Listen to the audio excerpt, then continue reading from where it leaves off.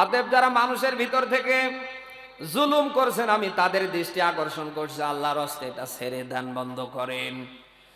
আপনি যদি জুলুম বন্ধ না করেন, আপনার একদিকে দুনিয়াও শেষ, অপর দিকে আপনার আখেরাতও শেষ। এমন একটা অবস্থান আমার আল্লাহ তৈরি করে দেবে, সেই দিন হাজার হাজার না, লক্ষ লক্ষ না, কোটি কোটি মানুষ আপনার দৃশ্য দেখে আফসোস করবে। আল্লাহ পাক বলেন, ইয়াউমা ইয়াদু যালিমিন আলা ইয়াদাই। আল্লাহ বলেন, কিয়ামতে জালিমরা নিজেরাই নিজেদের হাতের মাংস কামড়াতে থাকবে। কি করবে? আরো জোরে বলেন। আল্লাহ পাক বলেন, জালিমরা কিয়ামতের ময়দানে নিজেরাই নিজেদের হাতের মাংস কামড়াতে থাকবে। আর তারা ডাক দিয়া বলবে, কালু ইয়া ওয়াইলানা ইন্না কুন্না যালিমিন। তারা এই কথা বলবে, আজ আমাদের জন্য আফসোস, আমাদের জন্য দুর্ভোগ, কারণ আমরা ছিলাম দুনিয়ায় জালিম। কোনো অপরাধ ছিল না, নিরপরাধ হাজারো মানুষের নামে আমরা মামলা দিয়েছি। এমনে সামান্য কাঠের একটা চেয়ারে কিছুদিন থাকার টার্গেট নিয়ে আমরা এই কাজগুলি করেছি।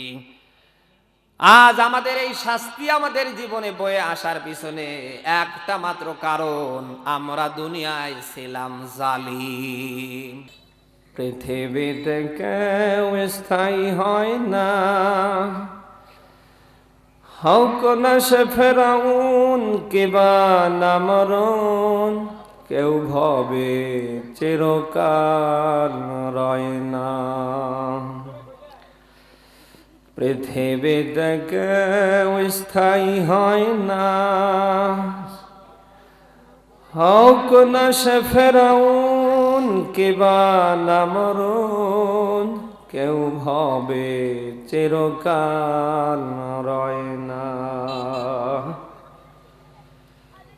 চলে যায় সব ছেড়ে যেতে হয়, মৃত্যু মানে না কোনো পরিচয়।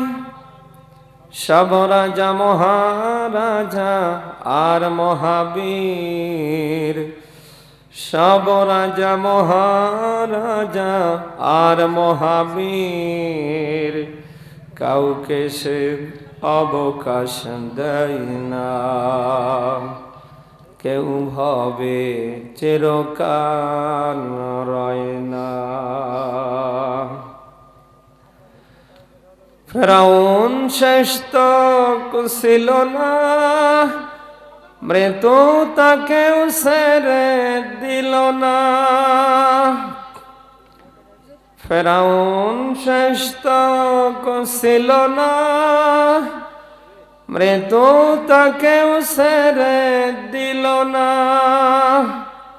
রয়ে গেছে তার সব স্মৃতিচিহ্ন,